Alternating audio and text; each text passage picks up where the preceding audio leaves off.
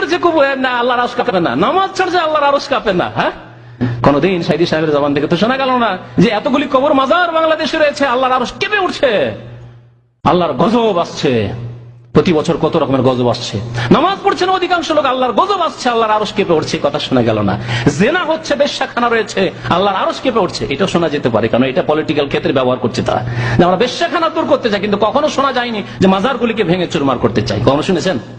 কখনো শুনতে পাবেন না তাদের কাছে, তারা এইরকম একামতের দিন করতে চায়। দেশে আজ তাওহীদের বিরুদ্ধে কাজ চলছে, শিরকের ছড়াছড়ি চলছে।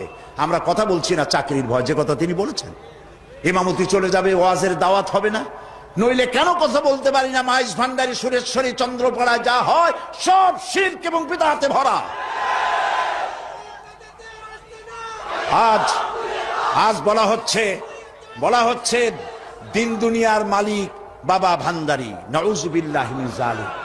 এই কথা যারা বলে আর যারা এই কথা বিশ্বাস করে 100% সলিড মুশরিক। শিরকের মধ্যে ডুবে গিয়েছে গোটা জাতি। আপনারা কেন কথা বলছেন না? মসজিদে কথা বলুন, চাকরি চলে যাক, ময়দানে কথা বলুন, চাকরি চলে যাক।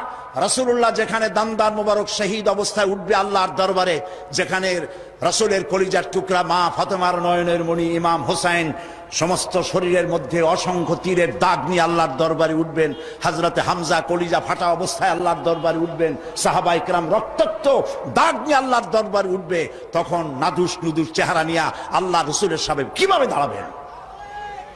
প্রয়োজন হলে জেলে যান, প্রয়োজন হলে মার খান, এই মাজারের বিরুদ্ধে কথা বলুন, এই সব ভণ্ড অলিদের বিরুদ্ধে কথা বলুন। বাইরের দেশ থেকে সাজাইয়া মূর্খ এক লোককে এনে নাহনুমায় শরিয়াত বানানো হয়েছে। এই দেশে লেখা জানে না, পড়া জানে না, ইলম নাই, কালাম নাই, তার নিজের দেশের কেউ তাকে চেনে না। মানুষদেরকে ধোঁকা দেওয়ার সুযোগ আর নাই। থামেন, সোজা দেওয়া, ধোঁকা দেওয়া বন্ধ করে দিতে হবে। আজ পীর পূজা, মাজার পূজায় গোটা দেশ শিরকের মধ্যে মুবতালা হয়ে যাচ্ছে। কথা বলতে হবে, জীবনকে বাজি রাখুন, কথা বলুন।